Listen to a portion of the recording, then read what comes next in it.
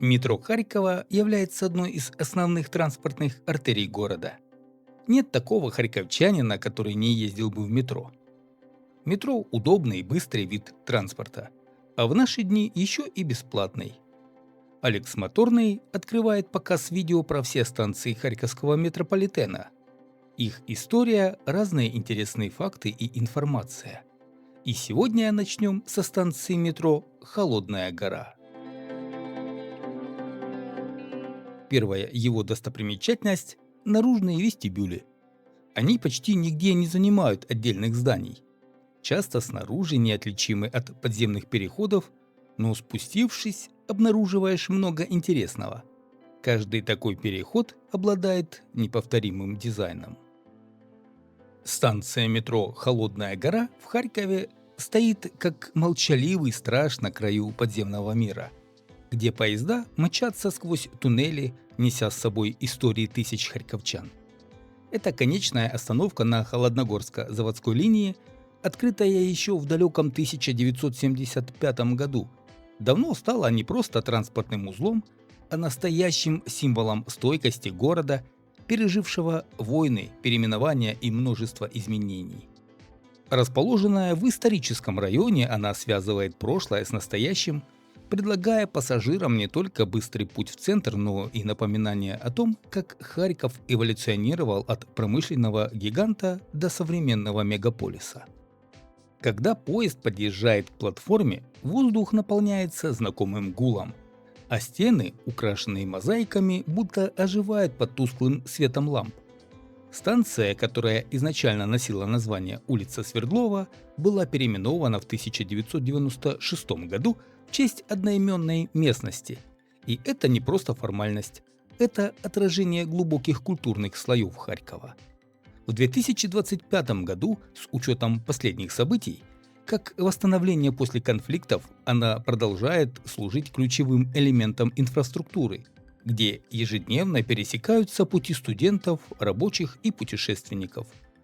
Хотя Харьковский метрополитен в целом известен своей эффективностью, Холодная гора выделяется своей ролью как начальная точка линии, которая простирается через промышленные районы к сердцу города.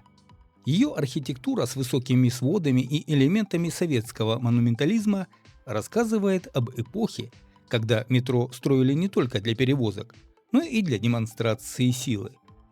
Сегодня с обновленными системами безопасности и цифровым табло станция адаптировалась к новым реалиям, делая поездки комфортнее, несмотря на вызовы как энергетические ограничения или сезонные нагрузки.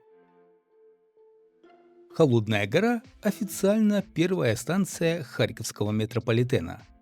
В 1968 году был, так сказать, зачат Харьковский метрополитен. Началось все с миллионного харьковчанина, который и послужил причиной постройки метрополитена. 1 ноября 1962 года Харьков стал городом-миллионером и по негласным совковым стандартам мог рассчитывать на разрешение строить у себя метро. Сказано, сделано. 15 июля 1968 года у Южного вокзала в торжественной обстановке был заложен первый ствол метрополитена. С этим событием началось строительство метро в городе. Первоначальным проектом не было предусмотрено строительство станции улица Свердлова. Однако сложные геологические условия в районе главного железнодорожного вокзала делали затруднительным сооружение оборотных тупиков.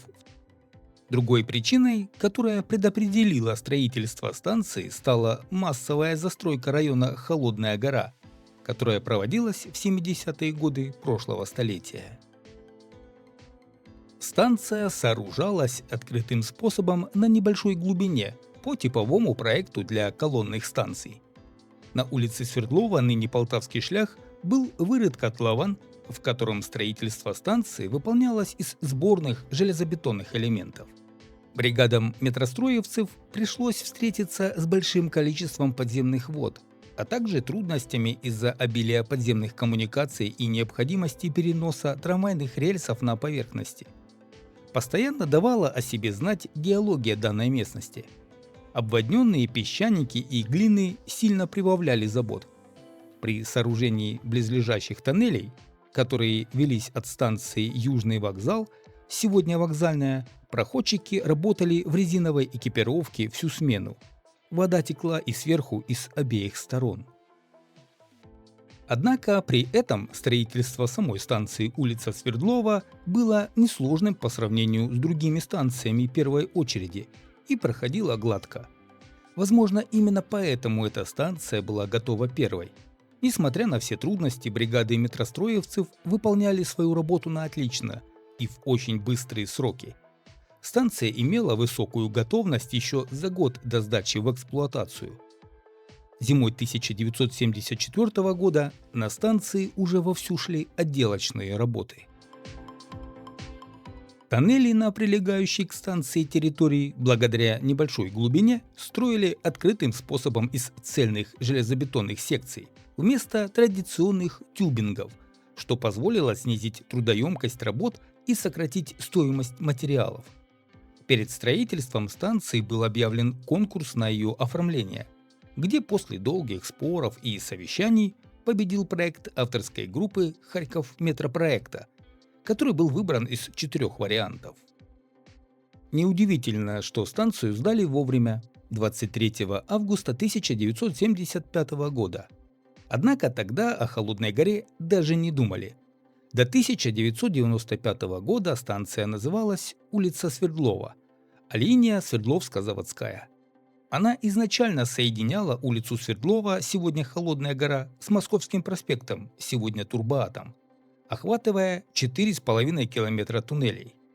Это событие было настоящим триумфом для города, ведь Харьков нуждался в современной транспортной системе, чтобы справиться с потоком рабочих к заводам. Архитекторы, вдохновленные монументальными стилями того времени, создали пространство, где высокие колонны и мраморные отделки напоминали о грандиозности проекта, а первые пассажиры, ступая на платформу, чувствовали себя частью чего-то большего, чем просто поездка. Первое время линия использовала 4-вагонные поезда, однако уже к 1978 году линию перевели на 5-вагонку, отчего Харьковский метрополитен стал первым нетипичным метро с 5-вагонными поездами. Восточный вестибюль оборудован как лестницей, так и 2 эскалаторами ЛТ-5. За западным вестибюлем находится шестистрелочник с тупиками, но без ПТО. В 1995 году на станции демонтировали барельеф Свердлову. С годами станция пережила не одну метаморфозу, как старая постройка, которая обретает новые слои краски. В 1996 году ее переименовали в Холодную гору, отдавая дань исторической местности, известной еще с XVIII века. Это не было случайностью. Предложения включали и Полтавский шлях. Но выбранное название «Холодная гора» лучше отражает локальную идентичность, связанную с Полтавским шляхом и окружающими кварталами. Спустившись на эскалаторе на платформу Холодной горы, вы попадаете в пространство, где советский монументализм встречается с современными акцентами. Станция колонного типа с высокими потолками и мраморными колоннами, поддерживающими своды, будто шепчет об эпохе, когда метро строили как дворцы для народа. Стены украшены мозаиками с мотивами промышленности, рабочие машины, символы прогресса, созданные художниками Юрченко и Ястребовым. Эти элементы не случайны. Они отражают Харьков как центр машиностроения, где заводы задавали ритм жизни. Но красота здесь не только в деталях.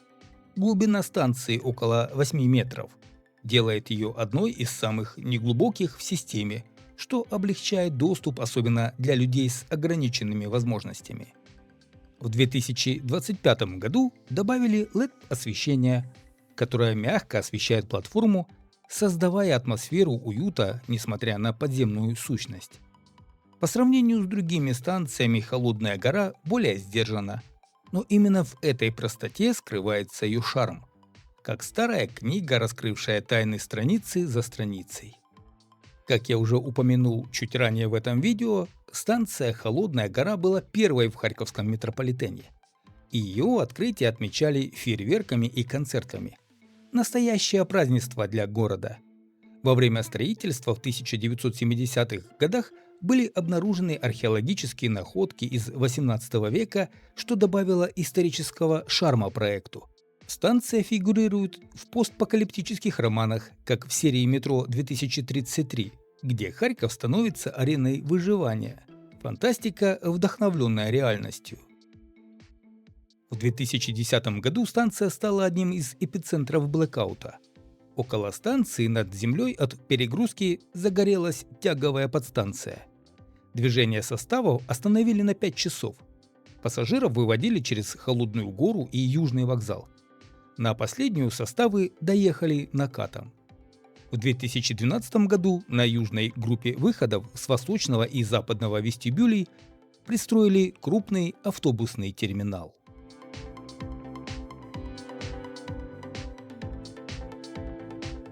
В 2025 году здесь запустили арт-инсталляцию с проекциями исторических фото, делая поездку настоящим путешествием во времени.